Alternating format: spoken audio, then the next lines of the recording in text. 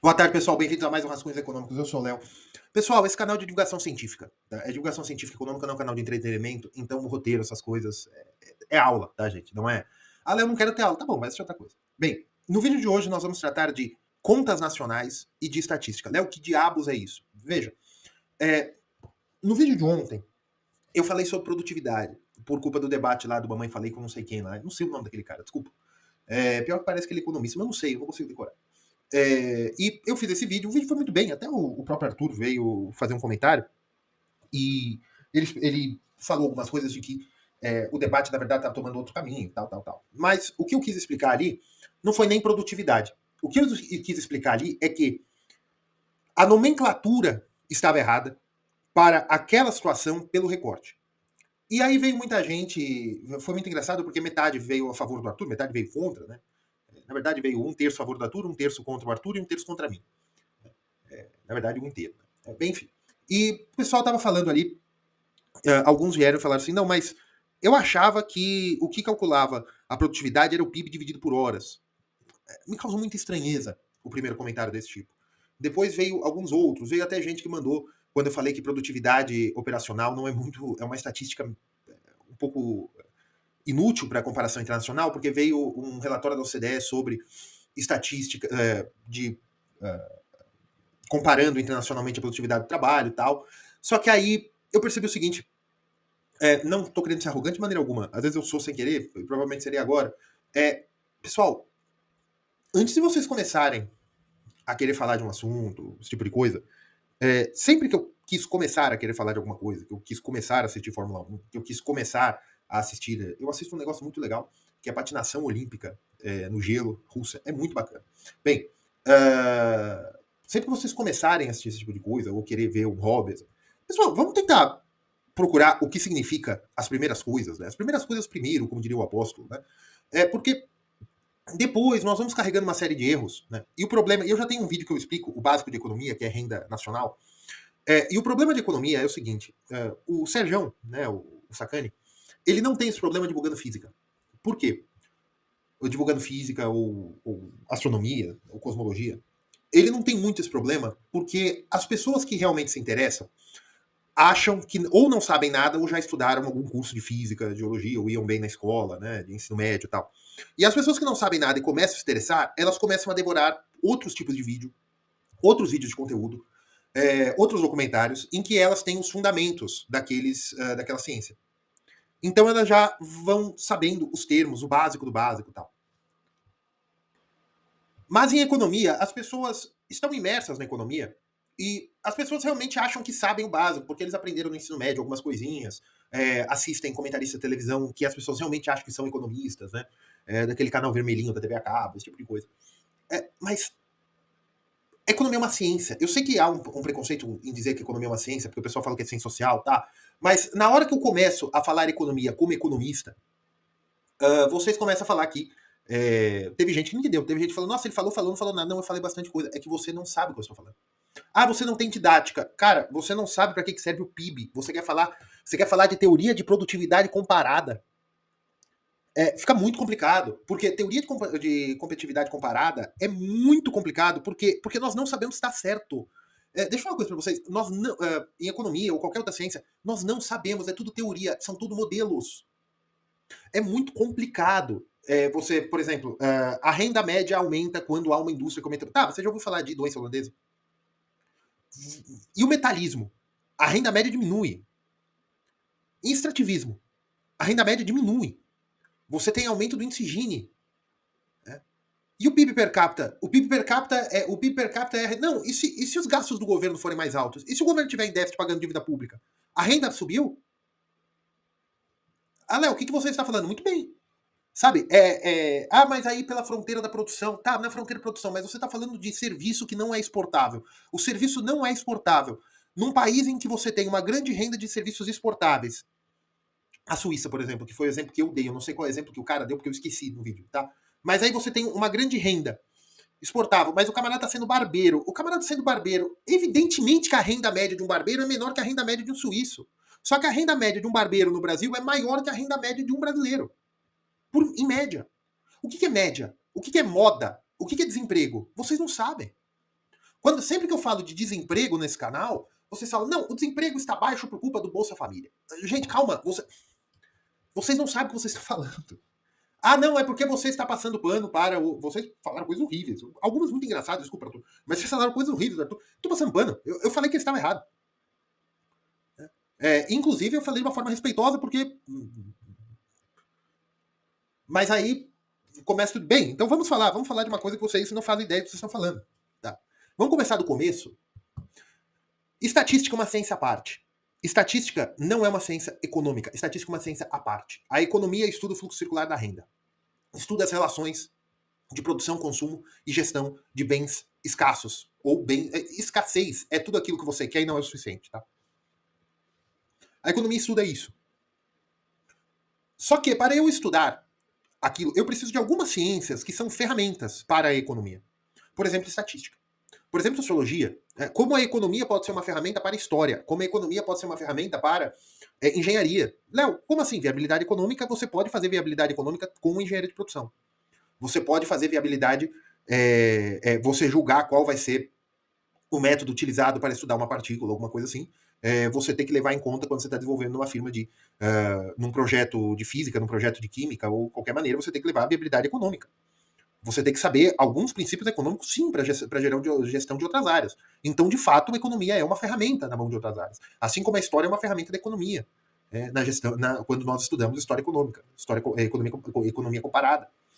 Como a psicologia também. Então, diferentes áreas do conhecimento, nós pegamos outras ferramentas. Estatística é o caso. A estatística, você tem a teoria dos grandes números, você tem a distribuição randômica, você tem uma série de coisas. E, dentro da economia, nós temos a econometria e nós temos a estatística econômica. A econometria são modelos econométricos. São modelos econômicos em que se utiliza teoria estatística para que você já modela. O que você quer saber, por exemplo, regressão. Regressão não é apenas de econometria, mas a econometria utiliza muito regressão. Tá? Que a econometria é encontrar padrões em séries econômicas para que eu possa prever R2 ao quadrado. Você lembra da escola quando vocês faziam função de primeiro grau, ou até uma função física de primeiro grau ou segundo grau, né? Velocidade, V é igual a V0 mais AV, não, mais a AV. Alguma coisa assim, não lembro, não sou bom de física. Vocês poderiam prever onde estaria o carrinho daqui 2 minutos, porque vocês tinham uma equação linear ou quadrática a função do movimento para a aceleração, do movimento para o tempo, alguma coisa assim. Muito bem. Em economia, nós tentamos também, por econometria, através de base de dados, nós também podemos tentar prever o que vai acontecer. Tá? Isso é econometria. Eu não vou tratar de econometria aqui. Tá? E uma coisa, econometria não é análise gráfica de financeiro. Tá? Não é. Econometria é outra coisa. Tá? Muito bem. Estatística é você saber mensurar as coisas, saber mensurar fenômenos. Estatísticos, não briguem comigo, estou simplificando. É saber mensurar as coisas, saber mensurar fenômenos, saber fazer testes estatísticos ou apresentar dados. Por quê? Porque economia é uma ciência humana e nós não podemos isolar os seres humanos num laboratório para ver como eles seriam como se fossem ratos de laboratórios, como eles vão comercializar. Nós não podemos fazer isso. Às vezes os economistas tentam, mas você não tem como fazer isso. Então, o que nós fazemos? Nós fazemos estudos, tiramos uma série de dados, e daquela série de dados nós podemos rodar econometria, ou com a estatística econômica nós tentamos utilizar para validar hipóteses discursivas, hipóteses filosófico-econômicas, vamos dizer assim, de modelos, de pensamento mesmo. E esses pensamentos, essas hipóteses, têm que ser utilizados via estatística. Por exemplo, inflação aumenta a base monetária. Tá, depois de 2008, por que a inflação não decolou? Ah, mas veja bem, é isso, é aquilo. Então você tem que mudar a sua teoria, ou falar, não, veja, inflação aumenta a base monetária, só que o aumento da base monetária nem sempre leva ao aumento de preços. Porque a inflação não é isso, tá? Então o que é inflação? Inflação é igual ao aumento da base monetária? Tá bom, o que adianta? Tá? Então por quê? Porque a estatística mostra as coisas. A estatística vai falar, não, tal coisa aconteceu. Com a estatística eu vou falar se aconteceu ou não. Por quê? Porque se eu falo, olha, a economia está indo ruim, está indo bem, está indo mais ou menos, a economia está parada. Quem você vai perguntar? Você vai perguntar para sua vizinha? Você vai perguntar para sua mãe? Você vai perguntar para seu tio? Para quem você vai perguntar? Para seu coleguinha? Para quem você vai perguntar? Você não pode ficar perguntando assim, você tem que ser randômico. Por que randômico? Porque você está numa bolha. O seu bairro pode estar indo bem, mas o outro não. Quantos bairros existem? Então você tem que fazer uma coisa de você pegar uma amostra de cada um, fazer uma análise ponderada para estudo para saber se a economia está indo bem ou não. Né? Daqui também saem da estatística que você faz com a teoria dos grandes números, é que você sabe a distribuição normal. Né? A maioria das pessoas, eu adoro fazer distribuição normal, né? A maioria das pessoas tem 80 quilos, certo? Aqui está 80, né? Algumas pessoas têm 300 quilos, algumas pessoas têm 20 quilos, né? Estamos falando de adultos. A maioria das pessoas, né, estará aqui, tá? Nos 80 quilos. Uma pessoa ou outra terá 20, à medida que for chegando perto da média, vai subindo.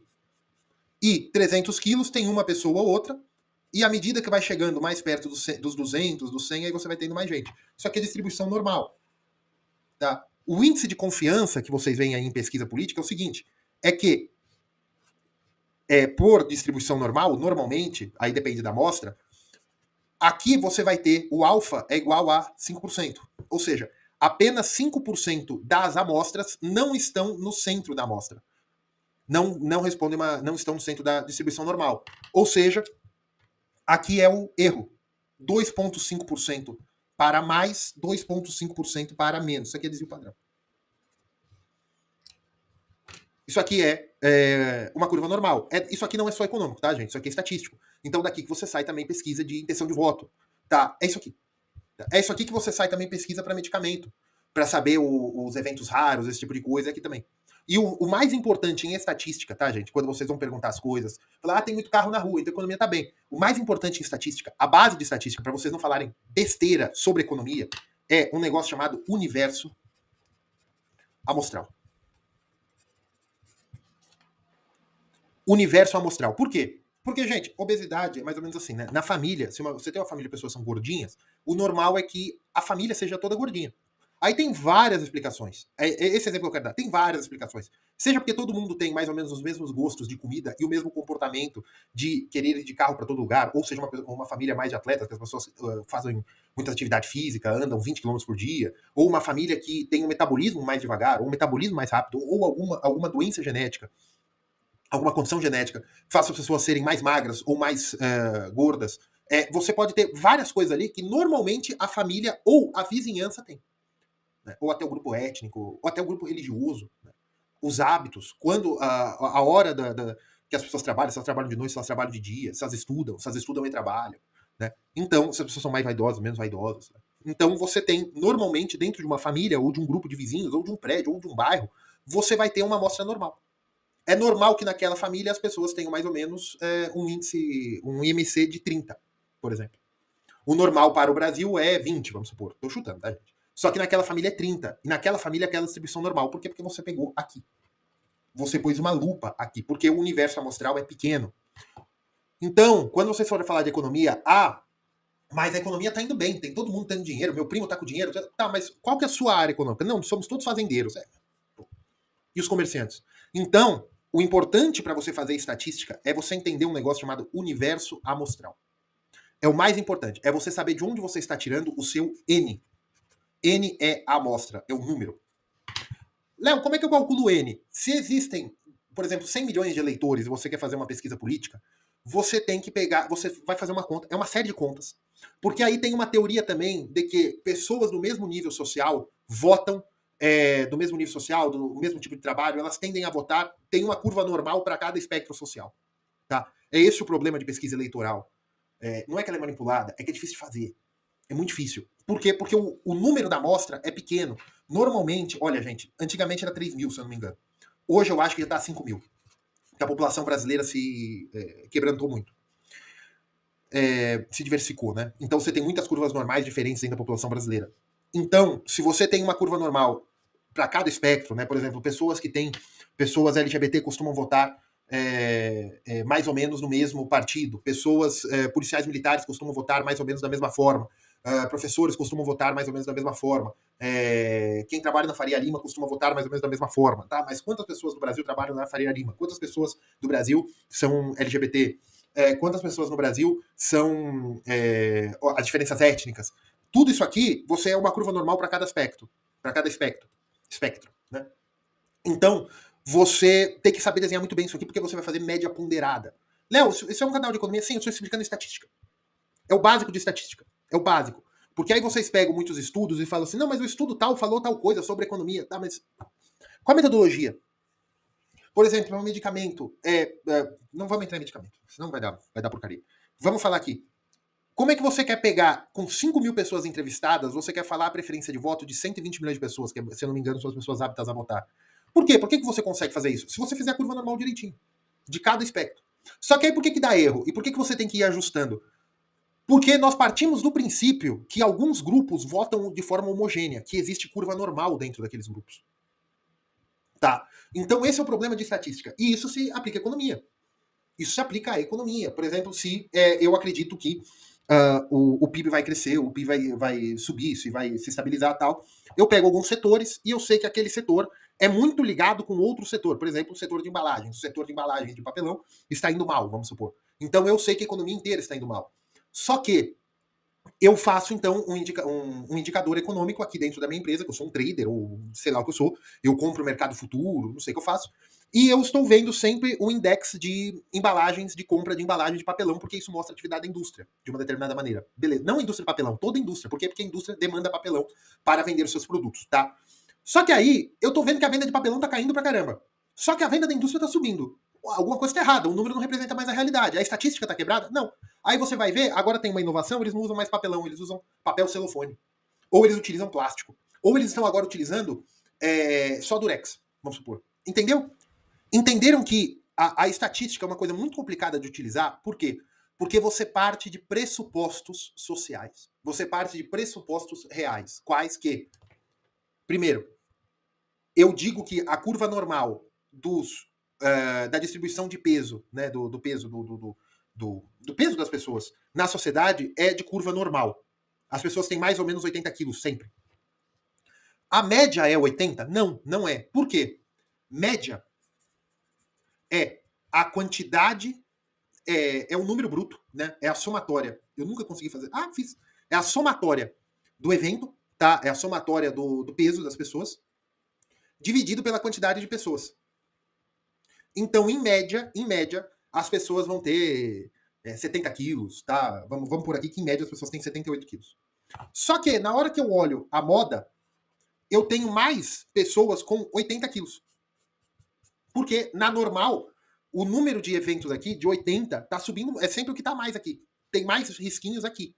Por quê? Porque isso é o número que mais se repete. O número que mais se repete é moda.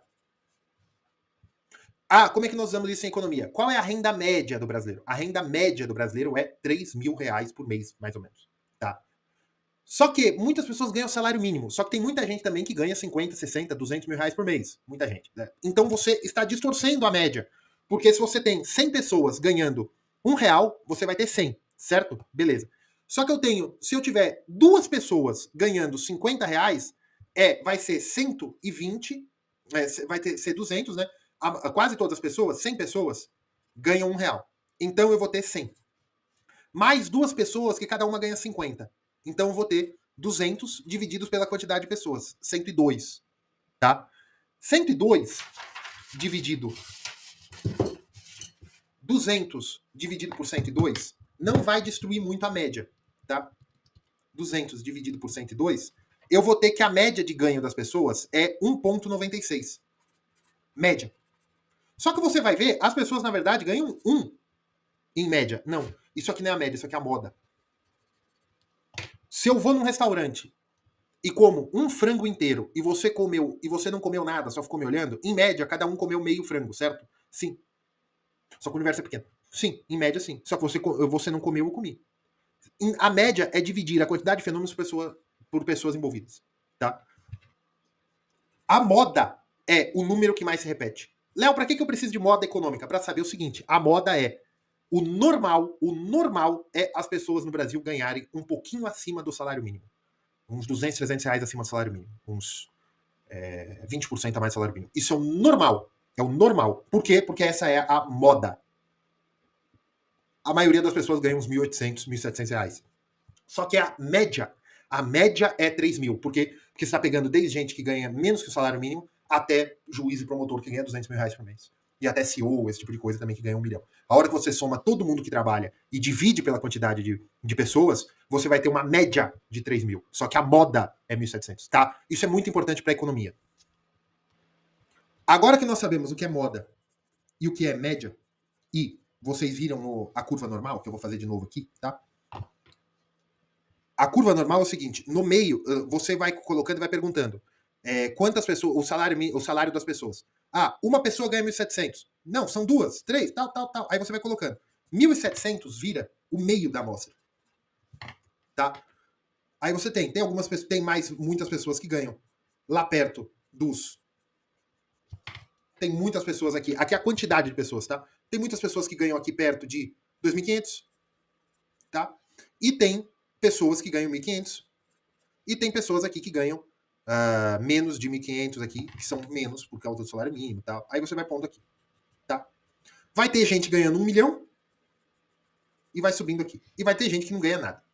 Isso aqui é a distribuição normal do salário brasileiro. Vamos supor, tá?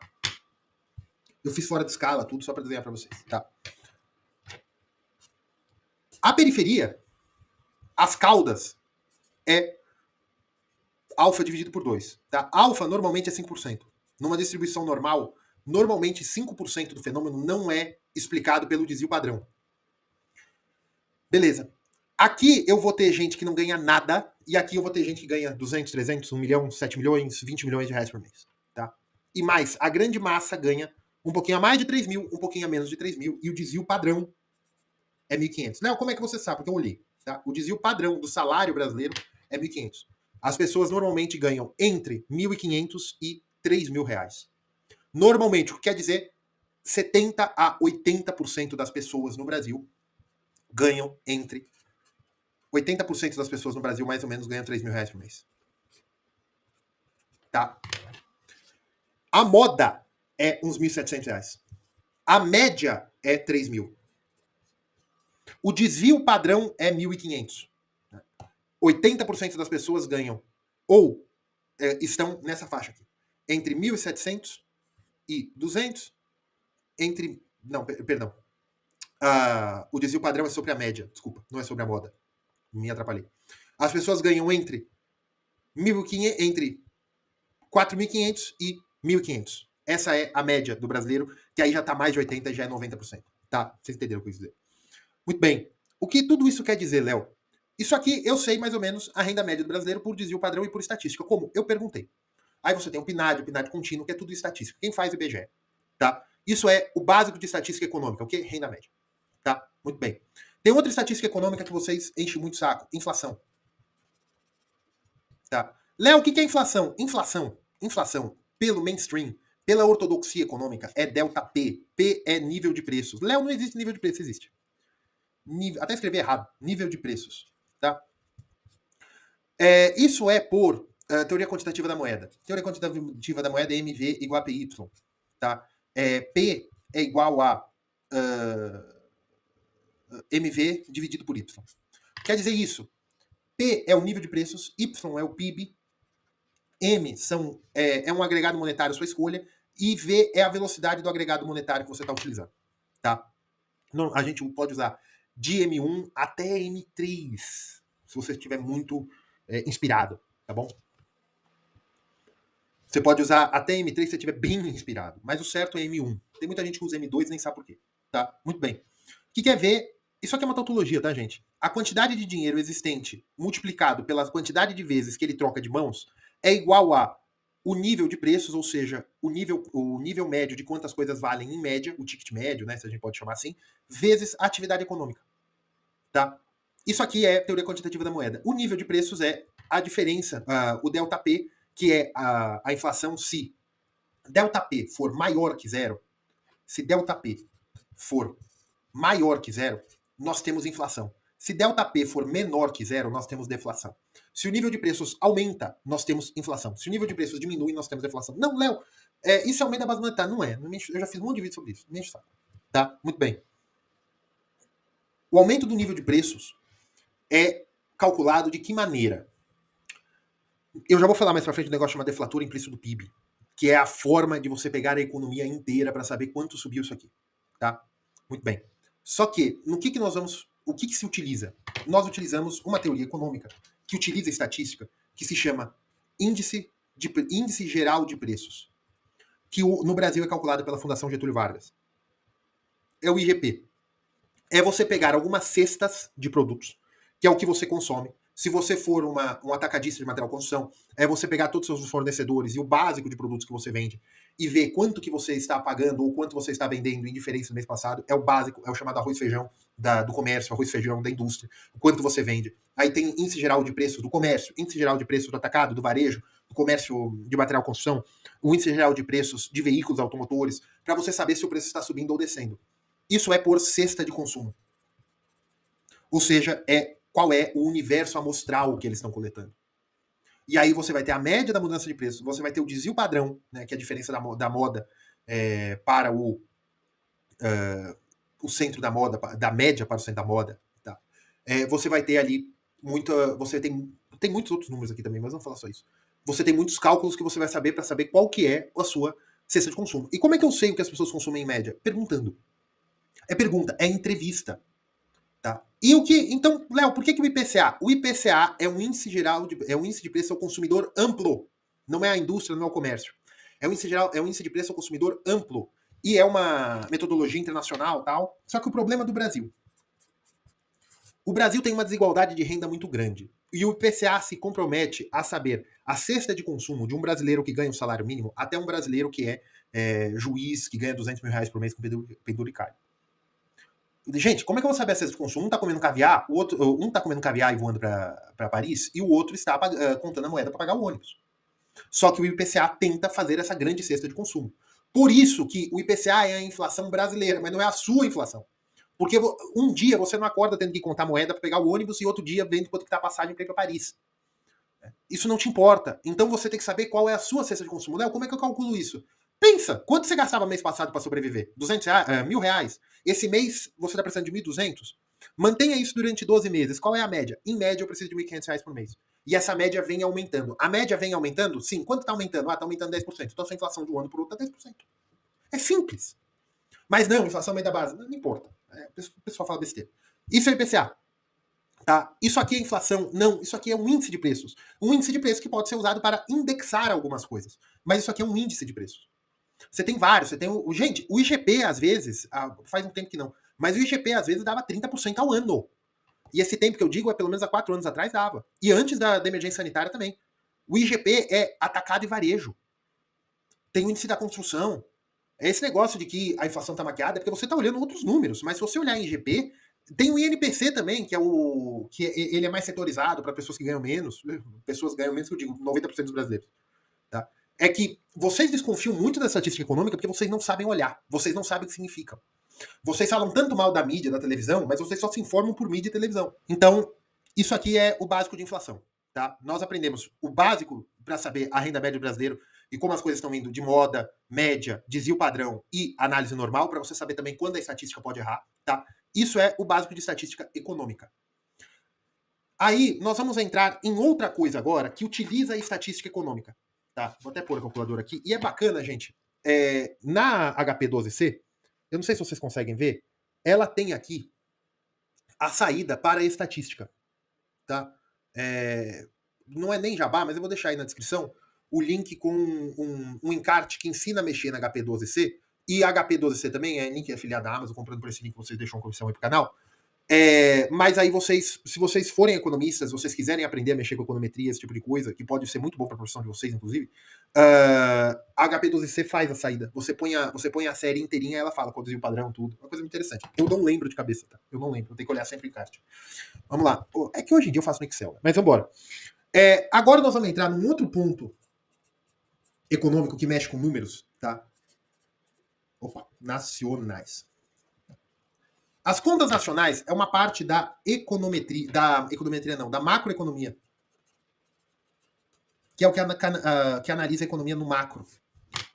A macroeconomia, as contas nacionais, elas foram padronizadas. Onde? Bretton Woods. A macroeconomia, as contas nacionais foram padronizadas pelo FMI. Para quê? Para comparação e para poder também pedir socorro. Se você precisa de liquidez, o FMI vai analisar suas contas, tal. Qual é a principal medida da macroeconomia? E outra coisa, a macroeconomia é as contas nacionais, a padronização, a nomenclatura é plenamente keynesiana, tá bom?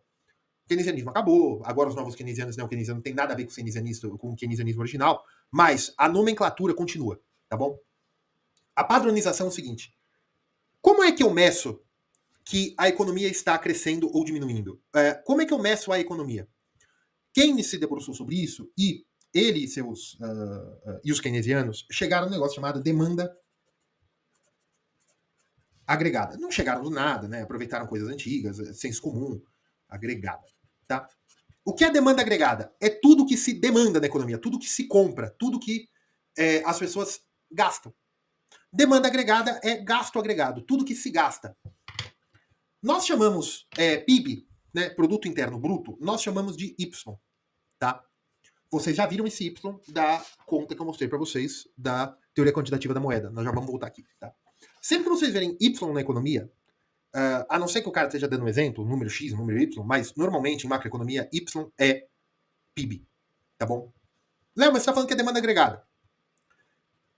O que se gasta numa economia? Você tem o que o governo gasta, gastos do governo. Você tem também o consumo das famílias. Você tem os investimentos. E você tem coisas que são gastas na economia, mas não é bem a economia que gasta. Por exemplo, os americanos, os europeus, os chineses que compram comida no Brasil, né? Que exportam, compram de exportadores, né? Ou seja, eles estão importando, os brasileiros estão exportando. Mas eles estão consumindo a economia brasileira, não estão? Estão. Então isso também é exportação. Só que tem uma coisa que os brasileiros estão gastando, mas teoricamente não estão gastando na economia brasileira. O que, Léo? Importação.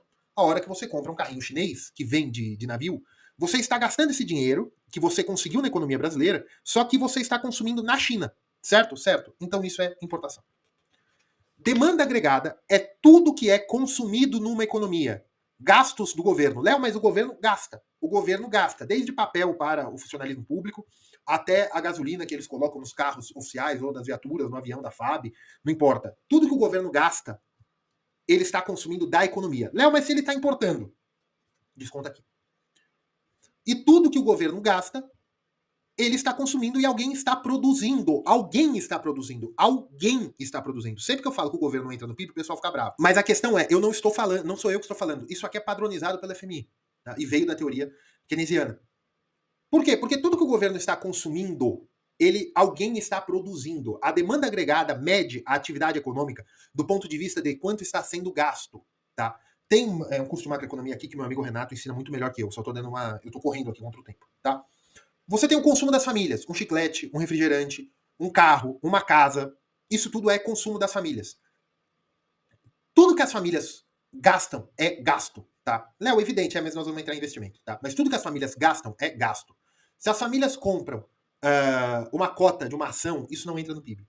Mas se elas compram uma geladeira ou se elas compram uma casa para alugar, contanto que elas estejam fazendo isso no CPF, isso é gasto. Isso não é investimento. Tá?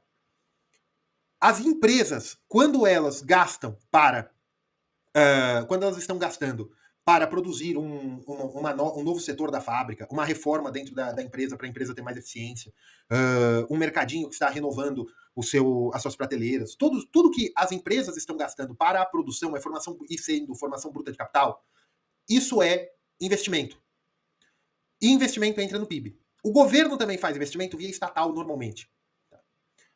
Porque é formação bruta de capital. Isso é portos, aeroportos, rodovias ou até reformas em fábricas para que você tenha uma porta maior, para ter mais eficiência, para uma empilhadeira maior entrar. Isso é investimento, tá, gente? Parece que não, mas é. E exportações é tudo que sai do país. Tá? É tudo que. E, Léo, então, como é que o agronegócio é contado nisso aqui? As pessoas consomem milho e trigo, não consomem? Consomem. Isso entra aqui no consumo das famílias. Ah, então a fazenda em si não entra? Não. Então esse negócio, o PIB do agronegócio, não, é estimado, gente, porque uma fazenda não entra no PIB. Tá? Ela vai entrar se ela vender direto, né, por exportação.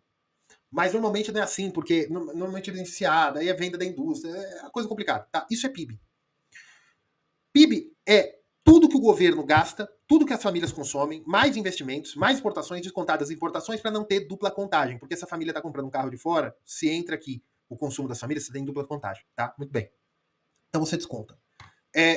E aqui no PIB, ele só entra produtos para consumidor final. Se uma empresa vendeu trigo, vendeu milho, para esse milho alimentar um porco, vendeu milho para a indústria produzir ração. Essa ração é vendida de novo para alimentar o porco. O porco é vendido de novo para um atacadista, que vende para um varejista. E o varejista vende para o consumidor final. Um porco vai ser contado 5 vezes no PIB, desde o seu alimento até o seu processamento final? Não. A única coisa que é contada no PIB é a venda final do último mercado para o consumidor fazer um belo de um churrasquinho. Tá? Então isso aqui é assim que se conta. Você tem os bens intermediários que não entram no PIB, tá bom? Muito bem. Isso é PIB. PIB é demanda agregada. É a forma que se conta o PIB. Por isso que gastos do governo entram no PIB. Por isso que no vídeo da produtividade, vocês não poderiam falar de maneira alguma que produtividade é igual a PIB dividido pela quantidade de trabalhadores, ou de população, teve gente que falou da população, por hora de trabalho. Primeiro que essa hora é irrelevante, porque o PIB já é em hora. Léo, como assim? O PIB é anual. Quanto que é um ano? Um ano são 365 dias. 365 dias. O que é um dia? Um dia são 24 horas. Então o PIB já está anualizado. Então já é bobagem. Esse negócio, trabalho hora, bobagem. Bobagem. Ah, não, mas são só 6 horas. Não importa, 6 horas para todo mundo. É 8 horas para todo mundo, não importa. Dentro da economia não importa. É bobagem, porque você não para pensar o que significa. O PIB já é... Gente, qualquer unidade de medida é anualizada. Você fala, não, a minha renda já está por hora. Dentro da economia. Já está, porque você está medindo sazonal. Muito bem. Léo, e o PIB per capita? O PIB per capita era isso que vocês estavam chamando de produtividade. O PIB per capita é a quantidade do PIB, né, o número do PIB, dividido pela quantidade de gente. Isso é PIB per capita. O PIB per capita, para ser comparado, ele é comparado ou por taxa de câmbio. Não usem isso de maneira alguma, porque a taxa de câmbio não reflete a verdadeira produtividade do país. Para você comparar o PIB, você tem que usar paridade poder de compra. O que é paridade poder de compra? Né? Purchase power, purchase power, alguma coisa assim. Agora esqueci. Como é que você compara isso aqui? Você faz uma cesta de produtos. Quanto aqueles produtos custam em dólar nos Estados Unidos, quanto custa no Brasil? Para você fazer, você compara os índices gerais de preço, mas não por alteração, mas pela cesta de consumo médio da população, você faz uma conta e a paridade poder de compra tende a ser muito menor do que o câmbio no Brasil. Se vocês verem, é quase metade. Tá? Depois dê uma olhada. O FMI também calcula, mas o IBGE também pode calcular. Tá? Isso é PIB. Isso é PIB per capita. Isso não é produtividade. E o que é o PIB per capita? O PIB per capita, se você for ver a definição, é a demanda agregada per capita. É quanto, em média, cada pessoa naquela economia gasta. Mas se tem uma grande participação do gasto do governo, não adianta. Porque aí essa pessoa não tem dinheiro na mão. E no Brasil, 40% do gasto é do governo. Então, 40% do PIB. Né? Então, não adianta, esse dinheiro não está na mão da pessoa. Então, como é que você consegue usar bem o PIB per capita? Por que você pode comparar PIB per capita com paridade de poder de compra entre países? Para saber, por exemplo, que a Argentina tem mais dinheiro per capita que o Brasil, que a Rússia é 2 vezes mais eficiente economicamente em renda média do que um brasileiro, que Portugal tem uma renda média superior à Rússia. Por quê? E o PIB compara qual país é melhor? Não compara. Não compara assim. Não é assim. Calma. Economia não é assim. Economia você tem que sentar, tem que conversar, né? Quem quiser beber, bebe. Economia não é assim. Não é de supetão. Economia você tem que dar uma conversada, tem que dar uma maciada. Não é assim. Então qual é melhor? O PIB? Não, calma. Em economia tudo depende. Por quê? Se você quiser saber por contas nacionais, comparar países, você vai ter que pegar o PIB per capita, evidentemente. Você tem que ver a população, por mais que ele já seja per capita, você não pode comparar o PIB per capita de um país de 500 mil pessoas com um país de 200 milhões. Por quê? Quando a amostra é muito pequena, você tem um problema do universo amostral. Qual o problema? Um país de 500 mil pessoas que tenha uma renda per capita de 100 mil por cabeça, você vai ter que ver ali se a distribuição de renda tá boa, mas mesmo que ela tiver, você tem muita distorção que aquela economia às vezes é ruim. Por quê? Porque aquelas 500 mil pessoas podem trabalhar para o mesmo setor, elas serem muito dependentes. O universo amostral é o universo inteiro daquela economia, mas ainda assim um número muito pequeno para se usar contas nacionais, que a metodologia estatística é para amostras maiores. Tá? E também um país de 1,5 bilhão de pessoas, você não pode utilizar o PIB absoluto. Por exemplo, a China. E o PIB chinês é o tamanho do PIB americano. Não importa. Não importa. O que você tem que usar? Capacidade industrial. Exportadora, principalmente. A China, aí sim, é uma boa economia. Mas por PIB, até porque o pessoal não fala muito do PIB per capita chinês, porque é pouca coisa maior que o brasileiro. Pode ser que tenha crescido bastante. Mas até pouco tempo atrás era numericamente igual ao PIB per capita brasileiro. É menor que o russo. Por quê? Porque tem muita gente e não tem tanta riqueza se você dividir por pessoas. Só que a capacidade industrial é alta. Aí você tem outras contas nacionais que vai ver o que é capacidade industrial. É a capacidade de investimentos e de estoque, e de formação de estoque que aquele país tem. São outras coisas dentro da demanda agregada que você tem que olhar. Você pode olhar a estatística mesmo. Aí, por exemplo, produtividade operacional do vídeo de ontem. Né? Quanto tempo demora para eles produzirem 500, um carro? Demora tantos segundos, né? 1 milhar de carros, né? 1 milhão de carros. Aí tudo bem, você pode olhar. Mas veja, para comparação, para você entender, você tem que saber o que o número está falando. Economia é MSoft, não é um negócio engenheiro assim. Né? Qual é a compressão do concreto? Tal, beleza. Não, calma, vamos conversar. Economia é mais calma, vamos conversar. Tá? Dentro das contas nacionais, você também tem o desemprego. Deixa eu falar outra coisa. E outra coisa para você comparar o PIB também, você tem que usar um negócio chamado índice de Gini. O índice de Gini, eu não vou calcular aqui porque ele é meio chato, mas você tem um plano cartesiano aqui e você tem a distribuição de riqueza. 1 seria toda a riqueza está na mão de uma pessoa, 0 toda a riqueza estaria dividida. Todas as pessoas têm a mesma quantidade de camisas, de chinelos, de calcinhas, de cuecas, de tudo. Em 1, todas as pessoas, toda a riqueza, toda a roupa, tudo que existe no país está na mão de uma pessoa só. Aí ele faz uma conta e distribui. O Brasil tem o pior índice Gini do mundo. Né? Quanto maior, pior. O Brasil é 0,54, se eu não me engano. É um pior das economias relevantes. O Brasil é o país mais desigual do mundo. Então, se você pega o PIB per capita brasileiro, você tem que saber que ele não significa nada. Por quê? Porque a maioria das pessoas vivem muito menos do que o PIB per capita. Como a gente pode comparar por estatística? Quando aquela conta que eu fiz lá do desvio padrão. Só que aí você tem países que tem o índice de Gini muito bom. Aí você tem o IDH também, que já é uma medida socioeconômica, que aí é uma coisa, tem algumas coisas subjetivas, mas você calcula também o acesso a bens públicos, né? Esse tipo de coisa. Isso é coisa importante também para ver a qualidade do país. E só para finalizar, eu vou tratar de desemprego. Tá? Desemprego, como eu disse para vocês, contas nacionais, desemprego. Como eu disse para vocês, contas nacionais vem da teoria keynesiana, nomenclatura keynesiana. Para contas nacionais, desemprego é ociosidade. É ócio. Se eu souber escrever ócio, não vou nem tentar. É ociosidade econômica. Ou seja, a quantidade ou a taxa da capacidade econômica que não está sendo utilizada. Você tem o capital humano, o capital financeiro, o capital físico. Tá? Para os keynesianos, o capital financeiro não utilizado é poupança. Aí você tem a curva ISLM. Não vamos explorar isso hoje. Capital humano não utilizado. O que é capital humano? Capital humano é o que você pode fazer com as pessoas trabalhando, tá? Então aqui nós estamos falando que capital humano são setores de produção, são fatores de produção, tá? Como fator de produção. O que é uma pessoa com fator de produção? É uma pessoa que queira trabalhar. Então é a população economicamente ativa. Pessoas que queiram e possam legalmente ou com possibilidade física e mental de trabalhar. Então, no Brasil, a população economicamente ativa é 16, né? Porque alguns menores de idade podem trabalhar com 16 anos, então aqueles menores de idade que podem trabalhar com 16 anos e querem trabalhar, seja menor aprendiz, esse tipo de coisa, ele entra no PEA, tá bom? E até a idade aí, eu acho que é uns 70 anos, ou o PEA em si é 70 e tantos anos, mas se você entrevistar uma pessoa com 80 anos fala que quer procurar emprego e não acha, ela entra na conta do desemprego, tá? Por quê? O desemprego é a quantidade da população economicamente ativa que quer encontrar emprego e não trabalha, e não consegue. No Brasil é coisa de 5%. Isso é pleno emprego, gente. Isso é pleno emprego. Tá? Quem disse? Teoria econômica. Isso é pleno emprego.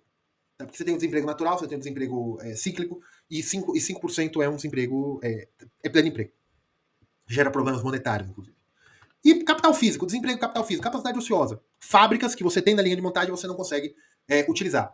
Normalmente, ela não fica ociosa há muito tempo. Normalmente, o empresário vende aquelas fábricas ou abandona, né, um terreno, uma casa, alguma coisa que ele estava usando para outro serviço. Ele abandona ou vende, ou vira um estacionamento, ou vira sucata, no caso de maquinário, porque é capacidade ociosa. São coisas que você não consegue produzir. E o capital custa para se repor, então isso é capacidade ociosa e isso é desemprego dos meios de produção. Tá? Então, por que eu ensinei isso? Porque o desemprego de pessoas é calculado do ponto de vista keynesiano. São pessoas que querem procurar emprego e não encontram.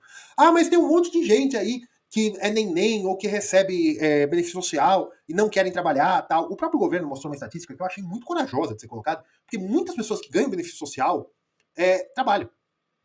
Uma coisa interessante, né? O cara ganha um salário mínimo de R$ 1.500 e ganha um benefício social de R$ 700, dependendo aí da quantidade de pessoas na família. Ou seja, bem, enfim. Então, se você está querendo falar que tá errado, que tem pouca gente que trabalha, não olhe o desemprego, meu amigo. Olha o PEA. Olha a população economicamente ativa. Olha a taxa de emprego, quantas pessoas trabalham, ou seja, quantas pessoas estão empregadas e pegue o PEA, que é a população economicamente ativa, ou seja, pessoas que estão em idade legal de trabalho, pessoas que podem trabalhar, mas não trabalham. Aqui você vai encontrar dona de casa, dono de casa, você vai encontrar muita gente que poderia trabalhar e não quer. Por quê? Porque elas são livres, elas podem não trabalhar. Então vamos supor que nós temos 100 milhões de pessoas que estão aptas a trabalhar, é o PEA. Só que nós temos uma força de trabalho de 50 milhões. Então, na verdade, nós temos 50% de desemprego? Não, nós só temos 50% da população economicamente ativa não trabalhando. Seja porque querem, seja porque não querem. Tá? Vamos supor, esses números são plenamente inventados, não sei, vocês têm que olhar, tá bom? É isso que vocês têm que olhar. É a taxa de ocupação do PEA, não desemprego. Quando vocês falam mal do PIB, que tem gasto do governo, é porque vocês não sabem o que é demanda agregada. Quando vocês falam que inflação do governo é mentira, é porque vocês não sabem o que é índice de preço. Quando vocês falam que o desemprego está errado, é porque vocês não sabem o que é população econômica ativa e desemprego keynesiano. Tá, gente? Então, foi muito longa essa aula, eu tratei muito de matemática, mas foi para vocês terem uma ideia mesmo do que vocês estão falando, tá bom, pessoal? Tem curso de microeconomia e de macroeconomia como membros, considere esse nascimento, tá tudo lá nas playlists, tá bom?